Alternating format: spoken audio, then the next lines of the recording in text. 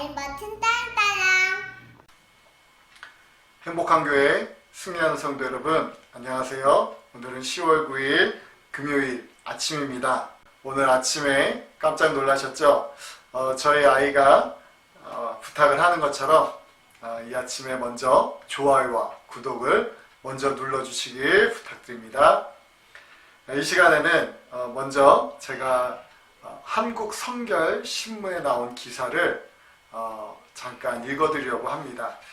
이 기사의 내용은 뭐냐면, 지금 현재 한국에서 우리 성결 교단에서 100일 정오 기도회가 진행되고 있는데, 그 100일 정오 기도회의 그 취지를 담은 성도님들의 동참을 장려하는 그런 기사 내용입니다. 근데 이 내용이 참 저한테 가슴에 와닿아서 우리 함께 좀 나누고 싶어서 먼저 좀 이 기사를 읽어드리도록 하겠습니다. 총회가 코로나19 극복과 나라를 위한 100일 정오 기도를 선포했다. 장기화되는 코로나로 인한 국가적 위기를 기도로 극복하기 위해서다. 코로나19 사태는 지금 국내외 경제와 일상생활을 모두 바꾸어 놓고 있다. 고강도 사회적 거리두기와 집합 금지 명령으로 우리 일상과 신앙뿐만 아니라 경제 시스템도 바닥부터 무너지고 있다. 확진에 이은 질병과 사망에 이르지 않더라도 육체적인 고통도 만만치 않다. 여기에 코로나 확산 사태의 책임 공방과 이념 갈등까지 겹치면서 사회적 상처는 깊어만 가고 있다. 코로나19의 확산이 더 이상 계속된다면 우리 삶 전체가 고통스러워진다. 지금이야말로 우리 그리스도인들의 기도가 더욱 절실할 때이다. 기도는 교회와 국가, 세계를 바꾸는 힘이라는 사실을 우리는 믿어왔고 믿어야만 한다. 우리의 신앙 선배들은 기도의 이런 능력을 믿었기에 나라에 어려움이 있을 때마다 구국 기도회 등을 통해 국난 극복에 앞장섰다. 사상 처음으로 전국의 교회가 현장 예배를 잠시 중단하는 사태에까지 이르렀지만, 그리스도인들은 신앙의 힘으로 이를 극복하고 타인에게도 극복의 희망을 주고자 하는 노력을 아끼지 않아야 한다. 지금이야말로 기도로 난국을 돌파한 이스라엘 백성의 미스바 대각성과 같은 결단이 필요하다. 그 결단만이 코로나19로 위기에 빠진 나라를 구하고 고통에 빠진 국민의 일상을 회복시킬 수 있다. 온 국민이 하나가 되어 이 위기를 극복할 수 있도록 모든 성도가 기도로 힘을 모아줘야 한다.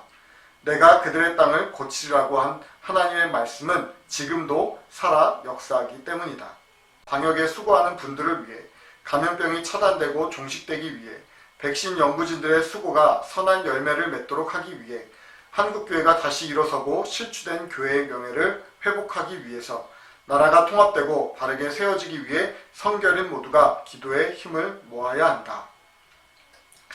사랑하는 성도 여러분, 여러분들은 기도에 능력이 있다는 사실을 믿으십니까? 저는 분명히 우리가 합심해서 기도한다면 하나님께서 반드시 우리의 기도에 응답하시라고 믿습니다.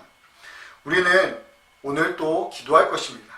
이 시간은 단순히 눈으로만 보고 귀로만 듣는 시간이 아니라 함께 예배하고 함께 기도하는 하나님을 위한 시간, 하나님의 마음을 움직이는 시간이 되어질 수 있기를 예수님의 이름으로 간절히 기도하겠습니다. 함께 찬양하겠습니다. 이 시간 하나님의 말씀 요한2서 1장 1절부터 13절까지의 말씀입니다. 요한2서는 한 장인데요. 요한2서 1장 1절부터 13절까지 우리 전체 요한2서 전체를 한 목소리로 읽도록 하겠습니다. 장로인 나는 택하심을 받은 부녀와 그의 자녀들에게 편지하노니, 내가 참으로 사랑하는 자여 나뿐 아니라 진리를 아는 모든 자도 그리하는 것은 우리 안에 거하여 영원히 우리와 함께할 진리로 말미암음이로다. 은혜와 긍휼과 평강이 하나님 아버지와 아버지 아들 예수 그리스도께로부터 진리와 사랑 가운데서 우리와 함께 있으리라. 너희 자녀들 중에 우리가 아버지께 받은 계명대로 진리를 행하는 자를 내가 보니 심히 기쁘도다. 부녀여, 내가 이제 내게 구하노니 서로 사랑하자. 이는 새 계명같이 내게 쓰는 것이 아니요 처음부터 우리가 가진 것이라. 또 사랑은 이것이니 우리가 그 계명을 따라 행하는 것이요 계명은 이것이니 너희가 처음부터 들은 바와 같이 그 가운데서 행하라 하심이라. 미혹하는 자가 세상에 많이 나왔나니 이는 그 예수 그리스도께서 육체로 오심을 부인하는 자라. 이런 자가 미혹하는 자요 적그리스도니 너희는 스스로 삼가 우리가 일한 것을 잃지 말고 오직 온전한 상을 받으라. 지나쳐 그리스도의 교훈 안에 거하지 아니하는 자는 다 하나님을 모시지 못하되 교훈 안에 거하는 그 사람은 아버지와 아들을 모시느니라. 누구든지 이 교훈을 가지지 않고 너희에게 나아가거든 그를 집에 들이지도 말고 인사도 하지 말라. 그에게 인사하는 자는 그 악한 일에 참여하는 자임이라. 내가 너희에게 쓸 것은 많으나 종이와 먹으로 쓰기를 원하지 아니하고 오히려 너희에게 가서 대면하여 말하려 하니 이는 너의 기쁨을 충만하게 하려 함이라. 택하심을 받은 내 자매의 자녀들이 내게 문안하느니라. 아멘. 요한일서의 수신자는 분명 진리를 이미 알고 있고 진리 안에 거하고 있는 자들입니다. 그래서 본문에서 진리란 말이 여러 번 나오고 있습니다. 저자인 사도 요한은 자신을 진리 안에 있는 자로 표현하며 다른 성도들을 진리를 아는 자들로 표현합니다. 또 그는 이 진리가 우리 안에 거하며 영원히 그러하다고 말을 합니다. 그가 말하는 진리는 하나님의 말씀, 곧 예수 그리스도의 복음을 가리킵니다. 요한복음 14장 6절에서 나는 길이요 진리요 생명이라고 말씀하고 있고 또 요한복음 17장 17절에서 아버지의 말씀은 진리이다 라고 말씀합니다. 또한 사도 바울은 에베소 1장 13절에서 성도들을 진리의 말씀 곧 구원의 복음을 듣고 그것을 믿어 약속의 성령으로 인치심을 받은 자들이라고 표현을 하였습니다.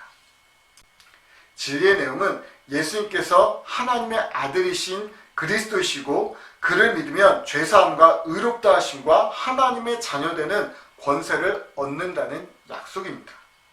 그리고 하나님께서는 이 진리가 모든 사람들에게 전달되어지기를 원하시고 진리를 아는 모든 사람들이 진리를 떠나서 살지 않기를 원하십니다. 그런데 요즘 이 세상을 보면 진리 안에 있던 사람들조차 진리를 떠나서 사는 사람들이 늘어나고 있는 것 같습니다. 지난 주일 담임 목사님께서도 설교하셨지만 코로나 시기가 오면서 신앙에 있어서 양극화 현상이 일어나고 있습니다.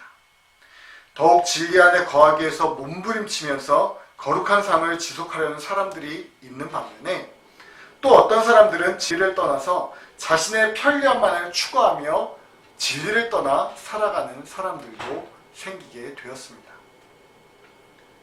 최근에 저와 아주 가까운 한 목사님께서 안타까운 이야기를 해주셨습니다. 교회에서 모여서 예배를 드리지 못하니까 최근에 교회에 등록했던 새신자들이 다시 다 떠나가게 되고 기존에 있던 성도님들도 많이 떠나갔다는 이야기를 들었습니다. 정말 가슴 아픈 일이 아닐 수 없습니다. 이미 교회에서 진리를 알고 있던 사람들, 진리 안에서 행하던 사람들이 결국 자신의 편리함에 빠져서 진리를 버리게 된 것입니다. 그러면서 솔로몬처럼 여전히 그들은 하나님을 사랑한다고 말을 할 것입니다. 여전히 온라인으로 예배를 드리고 있고 여전히 교회에 관심이 있다라고 말씀을 할 것입니다. 그러나 오늘 본문에서 나오는 말씀처럼 너희는 스스로 삼가 우리가 일한 것을 잃지 말고 오직 온전한 상을 받으라는 말씀을 우리는 기억할 필요가 있습니다. 또한 진리 안에서 결코 떠나지 말고 진리를 행하라고 했던 이 말씀도 우리는 기억해야 할 필요가 있습니다. 솔로몬처럼 이것도 사랑하고 저것도 사랑하는 것이 아니라 모세와 같이 오직 하나님만을 붙잡고 간절히 기도해야 하는 것입니다. 사실 저희 교회도 어떤지 모르겠습니다. 지금은 비대면 예배를 드리고 있으니까 모두들 예배에 잘 동참하고 있는 것처럼 보입니다. 예배를 잘 드리고 있는 것처럼 보입니다. 그런데 막상 우리가 시간이 지나서 대면 예배가 다시 시작되어졌을 때 얼마나 많은 사람들이 교회에 다시 모여서 예배를 드릴 수 있을지 장담을 할 수가 없습니다. 개인적으로 바라기는 우리 모든 성도님들이 저는 대면 예배가 시작되면 다시 함께 모여서 서로 얼굴을 보며 기쁨으로 예배를 드리기 소망합니다. 그뿐만이 아니라 제가 바라는 것은 기존에 있던 모든 성도님들 뿐만이 아니라 그동안 우리가 이런 온라인 예배를 통해서 더 많은 사람들에게 복음의 말씀을 전파하였는데 그 말씀을 듣고 진리를 깨닫고 진리 안에 거하다가 대면 예배가 시작되면 그분들까지도 함께 모여서 더 많은 사람들이 모여서 하나님을 예배했으면 좋겠습니다. 그런 날이 속히 오기를 기대합니다. 오늘 본문 마지막 말씀에 이런 말씀이 있습니다. 내가 너희에게 쓸 것이 많으나 종이와 먹으로 쓰기를 원하지 아니하고 오히려 너희에게 가서 대면하여 말하려 하니 이는 너희 기쁨을 충만하게 하려 함이라.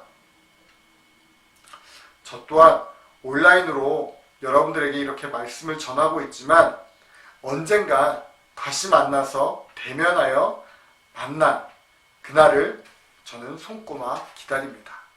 그래서 서로 얼굴을 마주보며 또 하나님의 은혜를 나누고 하나님의 말씀을 나눌 수 있는 그날이 속히 오기를 바라고 있습니다. 이것은 저뿐만이 아니라 우리 모든 사람들에게 기쁨이 되어지고 진리 안에서 더욱 든든히 서가는 일이 될 수 있습니다. 그날을 기대하며 포기하지 않고 유혹으로 인해서 진리를 떠나지 않고 끝까지 함께 기도하는 저와 여러분이 되어질 수 있기를 예수님의 이름으로 축원드립니다. 기도하겠습니다.